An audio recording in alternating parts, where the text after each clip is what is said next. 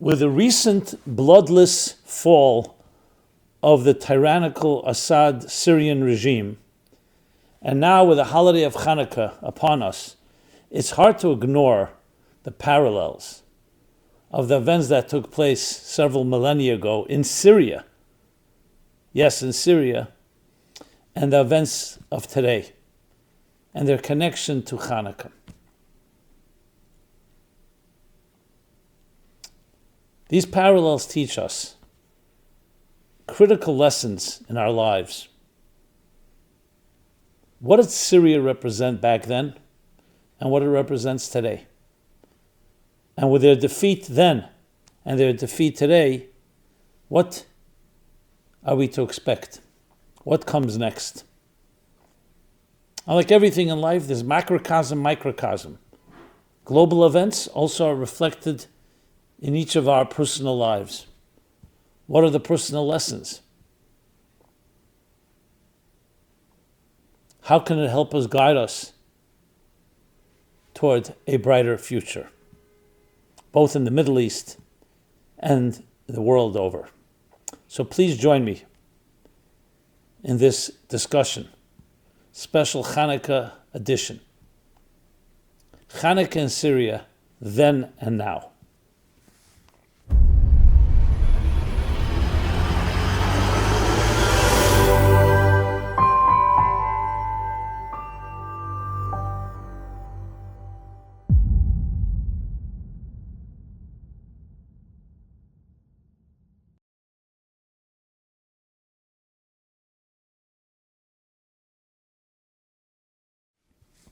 Happy Chanukah, everyone. This is Simon Jacobson, and we will be speaking about Chanukah and Syria, then and now. This program is dedicated by Paula Stallings in honor of Simon Jacobson. Thank you. With gratitude for your shared insights and wisdom. Much appreciated. May everybody be blessed with a bright, illuminating life, that even when there's darkness, we find the spark within it all, and it burns and illuminates and warms ourselves, our families, and our entire environment. And with that, let us discuss, yes indeed, Chanukah in Syria then and now. It's hard to ignore the parallels between the recent bloodless fall of the tyrannical Assad regime in Syria and Chanukah, which is now upon us. Chanukah too was a war against the Syrian tyrant, the king Antiochus, who was trying to suppress the Jewish people, in the process desecrated and defiled the Holy Temple, and the small little army of the Maccabees rose up against this mighty empire, the Seleucid Empire as it's known, essentially Greek-Syrian empire that once, a certain time in history, right before the Chanukah story, spread from Asia all the way to the west, including Rome. And during the Chanukah story, there was still a mighty empire. And yet, the few, the minority of the Maccabees, led by Yehuda HaMaccabee, was able to vanquish the many and the stronger army of the Syrians. And as a result, they were able to re-enter into the temple, rededicate it, cleanse it of the impurities that the Syrians had brought in to defile the temple, and especially rededicating the menorah, which required pure olive oil, and they couldn't find any pure olive oil because all of it was defiled. Until their miracle, they found one jug, one cruse of oil, that only had the power to light for one day, and it miraculously lit for 8 days, and hence the holiday, the festival of lights called Chanukah, where we light a menorah of 8 flames, 8 candles. One of the obvious questions that jumps out at us is that seems like a secondary miracle, the lighting of the menorah. The main miracle was that they won the war. Had they not won the war, they couldn't have rededicated the temple, they couldn't have lit the menorah. So why is no real focus and mention made? There is mention in some of the prayers, but not close. We celebrate Chanukah, the lights of Chanukah. Why not anything about the war and the battle? That a small army was able to beat a much larger, more powerful army. As the expression goes in the prayer, the many were vanquished by the few. The strong were conquered by the weak. One of the most powerful answers you'll ever hear is really a strategic element in all wars. And that is the real battle was not just a battle on the battlefield. It was a philosophical battle. It was a battle over a world outlook. With the Greco-Syrians, their attitude was that the human being, the superior human being's intellect and emotions should rule. We don't need any divine intervention. We don't need any divine altogether. We don't need transcendence. That comes from another place. We, the human being, human intelligence, human morality.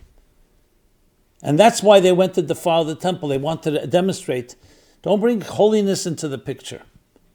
The Torah, beautiful. A book of inspiration, a book of philosophy, a book of history, a book of insights and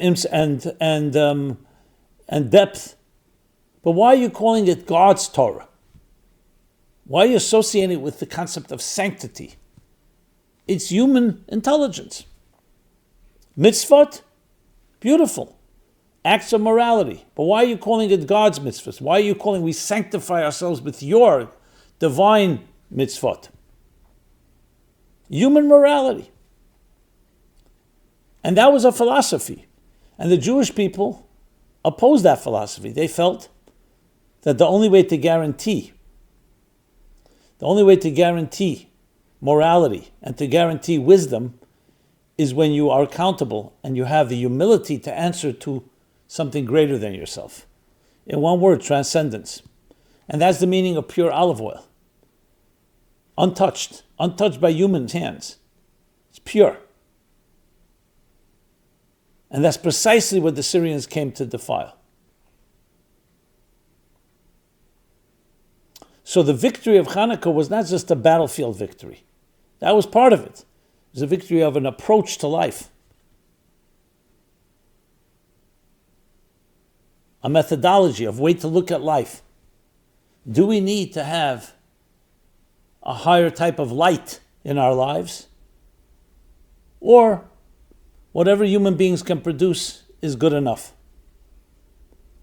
And that's why we celebrate Chanukah by lighting flames, lighting candles. A candle represents the divine. In the book of Proverbs, we're told, the soul of a human being is the flame of God. It's the candle of God. And that's why a soul is flickering, it's restless, it's seeking, it's aspiring, it's longing for something greater than ourselves. The Greco-Syrians, they taught about the power of the human being, the human body, of materialism itself. No need for that transcendence.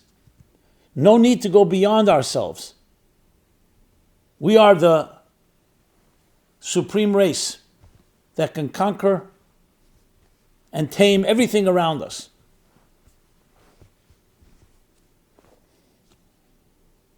And the Chanukah miracle teaches us that without transcendence, you really cannot transform yourself and others. And that was the battle. If you think about it, it's the battle that throughout history.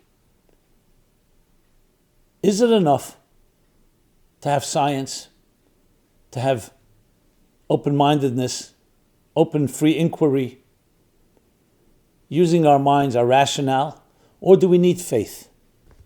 Do we need something that's the super rational? So during the time of the Enlightenment, there was this battle as well, science versus religion. Now there we have to also add that religion was corrupted, so there was good reason to rebel against it. But to rebel against a corrupt religion, there's also an element of religion that provides the vision of a higher form of life, a higher state of consciousness. Not just one that's created by human beings, which will always be subjective. Even the founding fathers of the United States 248 years ago recognized, though they were deists and believed in the separation of church and state, recognized that all men are created equal. They use the word created. And again, endowed by the Creator with inalienable rights. Because if you take out the Creator, the transcendent, how do you know we're all equal? Maybe some are more equal than others. Remember, they were fighting the monarchies that ruled the world from the beginning of time, where it was believed that the kings were closer to God than others. So you could say, yes, everybody has some value, but who are the children of God? Who is God's chosen? Those are the kings, the leaders.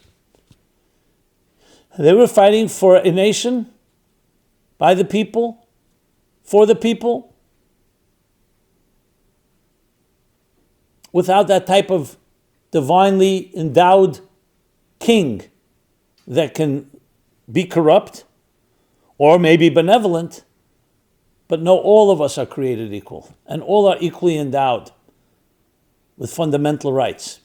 It's the essence of our values. In a way, they understood the Chanukah message, which indeed in the Supreme Court, just for the record, Allegheny County in Pennsylvania versus the ACLU in 1989, the question was whether you can display public menorahs in public squares, in government property, separation of church and state. And one of the arguments was, that one of the Supreme Court justices repeated, was the Chanukah is a celebration of freedom of all people. It's not a particular religious, similar to Thanksgiving. I mean, there were more details in the case, but it represents the very concept that your beliefs matter, no matter who you are, whether you're a minority or a majority, and that Congress shall not designate any religion, and will let everybody have the freedom of religion and freedom of expression and freedom to believe or not believe whatever they wish. In many ways, the few conquered the many. It's not about a majority. And that's only possible when you attribute it to a divine higher power. Because without that, what do you have? You have potentially Nazi ideology. What's Nazi ideology? That the Aryan race is more superior than others, and the unwanted should be exterminated, just like you exterminate infections in a human body.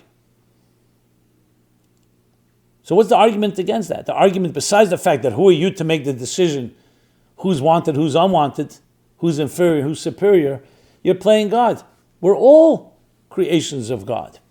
And the Jews said that thousands of years ago. Just another example, the ancient Greeks. I don't know if it was the Greco-Syrians of that period of Chanukah, but the ancient Greeks believed that an act of benevolence is that when a child is born handicapped or in any other way impaired, it's a good deed to kill the child. First of all, to put the child out of its misery of a miserable life, and secondly, its parents and family. And the Jews refused to go along, and they were called barbarians, allowing children that were handicapped to grow up into adults. For the Jew was simply the principle that life is sacred and we are not here, we have no right to determine what's more sacred than another. It's not about what makes sense to you. Because once you do that, human logic, you can decide anything. You could decide that certain individuals should be slaves. Others should be exterminated. I'm not saying it's always going to lead there, but that's the potential. Chanukah teaches us, no, there's a higher divine light. There's a sanctity to life. So Syria represented a philosophy that was antithetical to this concept of true transcendence. And the Chanukah victory was about light. That light is stronger than darkness. That this world, no matter how cruel and hostile and difficult it can be, ultimately good prevails. And a little light dispels a lot of darkness without any effort. Because darkness is ultimately the absence of light. It's not like fire and water, two equal adversaries. With enough fire, you can evaporate large bodies of water. Enough water can extinguish great fires. When it comes to light and dark, you shine a little light in a dark room. Automatically, it dispels the darkness. You may need a lot more light if it's a very big room. But the area where the light shines automatically. And King Solomon in the book of Ecclesiastes says, I've seen, he says, the advantage of wisdom over folly. Like the advantage and superiority of light over darkness. Ignorance is the absence of wisdom. It doesn't have a force, it doesn't have power of its own. That's why when wisdom and ignorance meet each other, wisdom will always prevail. I'm not talking about if the guy wielding the weapon is ignorant, but purely wisdom and ignorance on their own merit. Because one simply just has that ability, like light, to shine the light and reveal the facts and truth. Where ignorance means you're shrouded in darkness. So the message to us is a tremendously powerful one. Let's bring it now, fast forward, that was then. Syria and Chanukah, the Chanukah in Syria then. Now, let's talk about today. Chanukah in Syria today. So here we have a country that was ruled by a dictator, a tyrant, who inherited from his father, who was a tyrant as well. We don't even know the numbers, whether it's hundreds of thousands or even more people who were just taken without due process, no respect for their individuality and their rights, were tortured, were murdered, were disappeared. Just one example of the atrocities perpetrated and the violation of human rights in that country. They're not the only country that way. And here they fall without a war. What does that tell us? In the time of Chanukah, it required a war. There was a battle. So it tells us some light was shining that allowed the fall of this tyrannical empire, which was standing for close to 50 years. So what is that light? So on the most obvious level, it's the fact that that entire region began to see light prevailing over darkness after October 7th and the atrocities perpetrated. The savage, undescribable crimes against humanity perpetrated by the Hamas terrorists against 1,200 innocent people.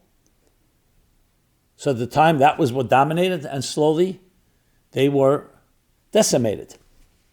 And Hezbollah in the north in Lebanon, proxies of Iran, and then Iran itself was exposed to be a paper tiger. So this show of strength is the most natural and obvious way to credit what had happened in Syria, that Syria too really didn't have true power. It was mostly fear.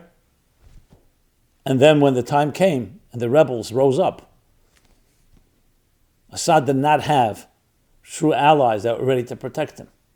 Not in his country, not his own military, and not his supporters. Whether in Russia or Iran. So it tells us the lesson of light over darkness.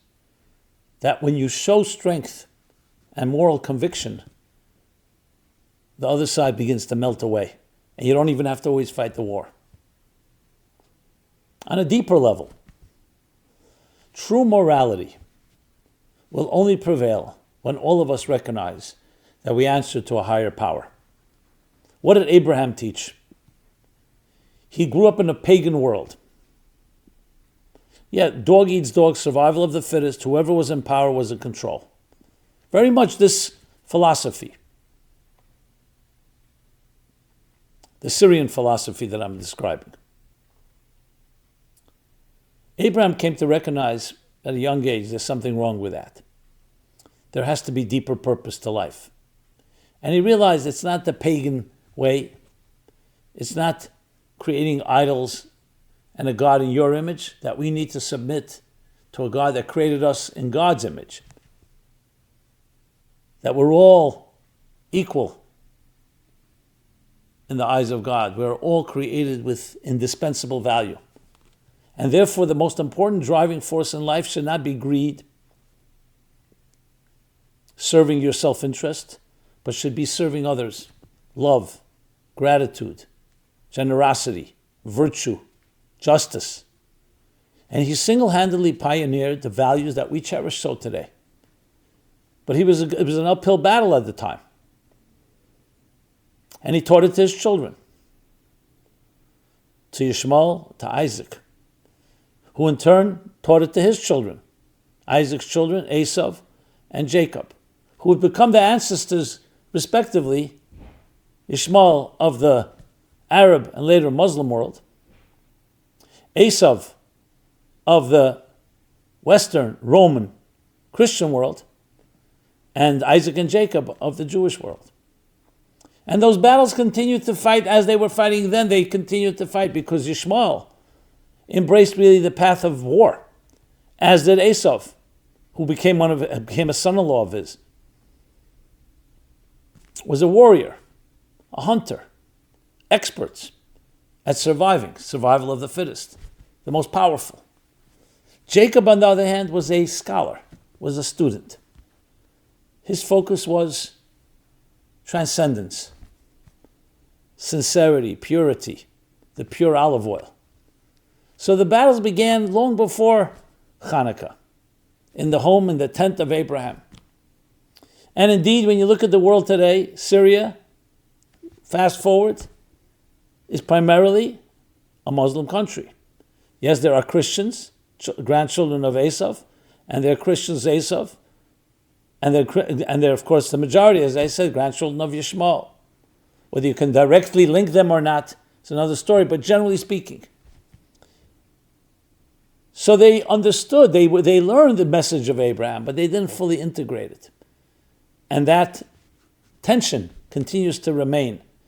How do we integrate those higher values into a world that often feels the only way to succeed is through power, through dominance, through aggression, through taming your enemy, instead of elevating and recognizing that we are all created in the divine image. So no surprise that thousands of years later comes the Syrians, or the Greco-Syrians of the Seleucid Empire, and are threatened by the children of Jacob and of Isaac and of Abraham, who are teaching about transcendence. So the battle continues there. And who wins? The children of Abraham, Isaac, and Jacob, over the Antiochus and the Syrians. So to today, that is what the battle is all about. Now, given, I am not suggesting that people who fully understand necessarily the spiritual meaning behind it all. But whenever you deal with anything going on in the world, you can talk about it from a political point of view, from an economic point of view, but also from a spiritual point of view, a cosmic point of view. Indeed, as the Bible tells us, that the battle between Jacob and Esau was a battle between nations. That's what Rebekah is told, the difficult pregnancy she was having. 2 nations are within you, and they're at each other's throats. And one rises, the other falls. So we are facing, in a certain way, a crossroad in our lives, a fork. And which one will we choose? By no means is this suggesting that everything Israel does is perfect. But the archetype of Israel, which is actually the name of Jacob, another name for Jacob, that was given to him by whom? The angel of Esau. At the time of Chanukah, actually Rome was controlled by the Syrians, by the Seleucid Empire. Later, it would become Christian. So you see here that when you go back and trace it to the ancestors, Yishmael, Esav, Jacob, and Isaac, you see it all play itself out just in different forms, but the same concept.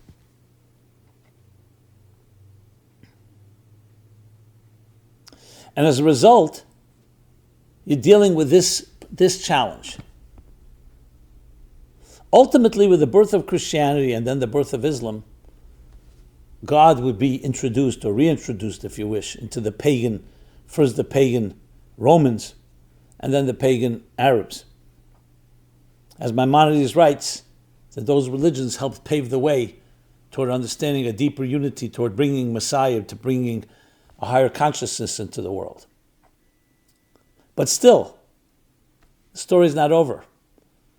So just as Syria then, Syria now, driven by power instead of by divine transcendence, that is the battle. So when we say Israel, we don't just mean the individuals, we mean the archetype of Israel. And what does Israel mean? When Jacob was wrestling with the angel of Esav, and he finally prevailed, what does Esav's angel say to him? Jacob says, "Bless me." She says, "What's your name?" He said, "Jacob." He says, "From now on your name will be Israel." So who does the name Israel come from? Actually from Esav, the ancestor of Rome. And what does the angel say? "I will give you the name Israel because Yisrael means Sarisei Malikim Ba'anoshim Batuchal." It's a combination of a few words, Yisrael. That you have wrestled with God, with God's angel, and you have prevailed. Because you brought in a higher divine presence that's higher than the egos and the self-interest of any individual. However, the angel did displace the hip of Jacob. He couldn't conquer him, but he displaced him because, as the commentaries say, that was a wound that would remain throughout history. Every time goodness, good people were hurt by the wicked, it was a reflection of that displaced hip. And this includes the Holocaust, and includes the pogroms, and all the other battles fought by Israel, both the land of Israel and also the people of Israel, the children of Israel, with their enemies. But the end story is beautiful. Despite all these wars, the end story is what we see unfolding now. Syria falling, and the hope now is that the new leadership there will embrace a different path. Not just more of the same with different names. And hopefully it'll spread in the region. That the entire region will make its peace with Israel, like the Abraham Accords, Saudi Arabia, and why not Syria? The elimination of terrorism, of violence, in the name of God. Peaceful coexistence, dealing with disagreements in a civil way. All this is the message of Chanukah, how light dispels even the greatest darkness. That's what we should be doing now. That's what all this tells us. So when you think of Chanukah and Syria, then and now, the story then is the story now. B'yamim hahem b'zman hazeh. As it was in those days, so too today.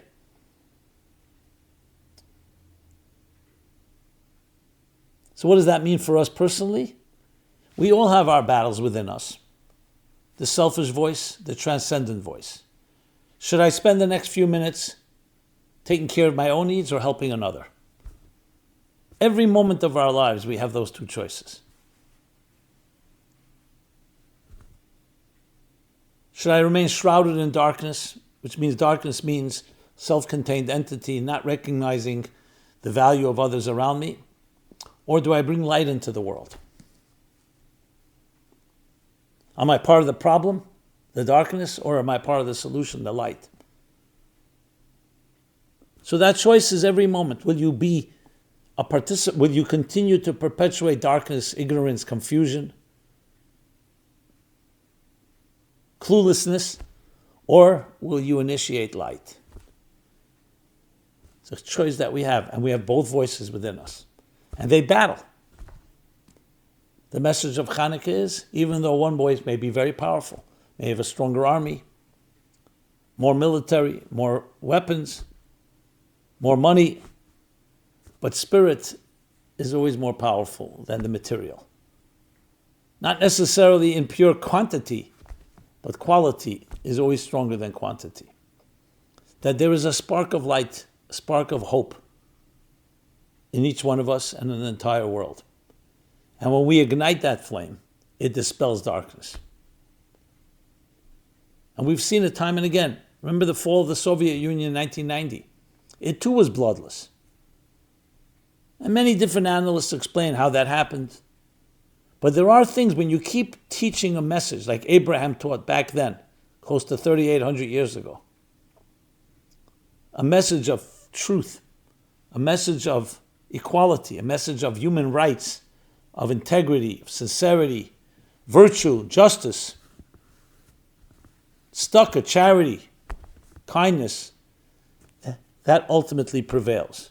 So when people say, hey, no, the wicked prosper and the good suffer, you don't see goodness being rewarded.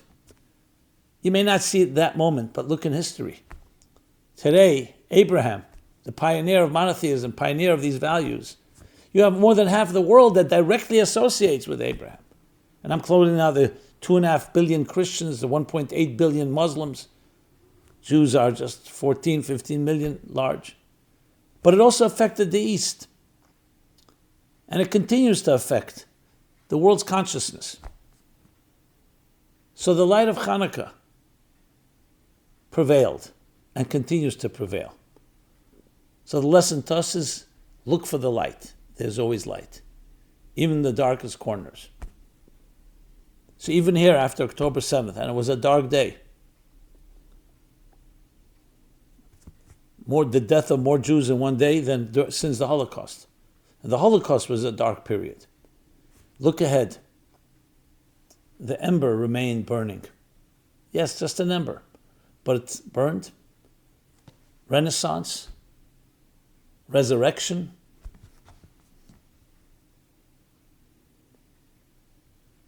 of life and hope. And the same too today. So October 7th was dark, but we have to look ahead. And each of us is part of the issue here. We're not just bystanders. We are walking flames, waiting, and the world is waiting for us to shine with our unique light. So when we see Assyria fall then and Assyria fall now, we look at what's the deeper story. And the deeper story is finding that light, and the light prevailing over every form of darkness. And the goal is to transform. Obviously to eliminate anything that's a threat, that refuses to surrender. But ultimately it's transforming. Light transforms darkness. Like when you light a candle. The wick feeds off the oil and turns the oil into light. And so too we transform the oil of this world. We turn it into fuel for goodness, for light, for beauty. And each of us has that flame flickering right here in your soul. So may we learn from this message of Chanukah about the power of light, power of your light, and act on it. And when our acts accumulate, wherever you may be, it has the butterfly effect to affect events in Syria, in the other countries of that region, in the Middle East, and ultimately bring a light that the entire world will bask in. A light that will consume in a positive way. And shine a light and clarity where it removes and dispels all forms of confusion, distortions, myths, false narratives, and everything else that we're battling today. So happy Chanukah, everyone. Let's take this message personally, apply it to our lives. And every act you do, and every good word you say, and every good thought tips the scales and brings personal and global redemption. Be blessed, be illuminated, and be warmed, and illuminate and warm everyone around you. Thank you, and again, happy Chanukah. This is Simon Jacobson. MeaningfulLife.com is our website. Please subscribe to our offerings, to our YouTube channel. Please share, and please send us your feedback and comments. I also like to mention 2 announcements. One is that we're releasing now, beginning tonight, and then following 8, 9 messages for we call them the 8 lights for 8 nights. Short messages that you can receive in your inbox. You can find it on our website. You can find it on our social media platforms. And finally, another announcement. I'd love to invite you to partner with us, continue to partner with us with your support, both your financial support, your moral support, sharing these ideas with others.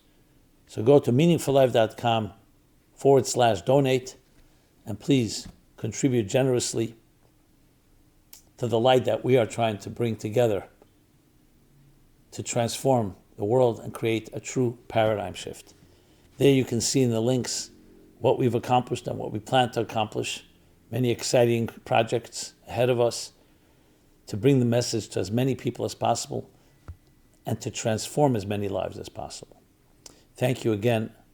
Be well and be blessed. This program is brought to you by the Meaningful Life Center. Please help us continue our programs. Make even a small contribution at meaningfullife.com/donate.